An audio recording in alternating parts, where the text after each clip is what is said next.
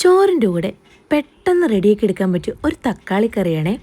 തക്കാളിക്കറിയാണെങ്കിലും ഒരു മീനില്ലാത്ത മീൻകറി എന്നുകൂടി ഇതിന് വിളിക്കാം കേട്ടോ.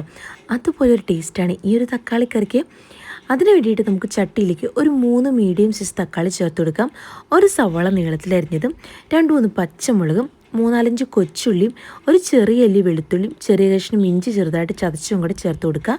പിന്നെ ഒരു 1/2 സ്പൂൺ മഞ്ഞൾപ്പൊടി, 1 സ്പൂൺ സാദാ മുളക് പൊടി, 1 സ്പൂൺ കാശ്മീരി മുളക് പൊടി, ആവശ്യത്തിന് ഉപ്പ്, പിന്നെ ഒരു പിഞ്ച് വളരെ കുറച്ച് പഞ്ചസാര ചേർത്ത് കൊടുക്കുക കേട്ടോ.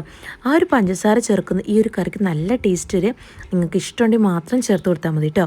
പിന്നെ അതിലേക്ക് നല്ല പച്ച വെളിച്ചെണ്ണ ഒഴിച്ച് കൊടുക്കുക. ഒരു ചെറിയ കഷ്ണം കുടംപുളിയും കൂടി ചേർത്ത് കൈ വെച്ച് നന്നായിട്ട് തിരുമ്മിയെടുക്കുക കേട്ടോ. അതിനുശേഷം ഒരു 1/2 ഗ്ലാസ് വെള്ളം ചേർത്ത് കൊടുത്ത് അതൊന്ന് വേവിച്ചെടുക്കാം. അത് വെന്ത് വരുമ്പോഴത്തേക്കും നമുക്കതിലേക്കുള്ള തേങ്ങാപ്പാൽ കൂടി റെഡിയാക്കി എടുക്കാം കേട്ടോ. ഒരു 10-15 മിനിറ്റിനുള്ളിൽ നമ്മുടെ തക്കാളിയൊക്കെ നന്നായിട്ട് വെന്ത് വന്നിട്ടുണ്ട്.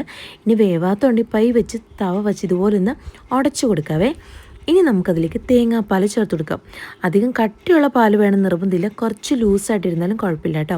ഇനി നന്നായിട്ടൊന്ന് മിക്സ് ചെയ്തിട്ട് തിള വരാനൊന്നും നിൽക്കേണ്ട, ഒന്ന് ചൂടായിട്ട് വന്നാൽ മാത്രം മതിയേ.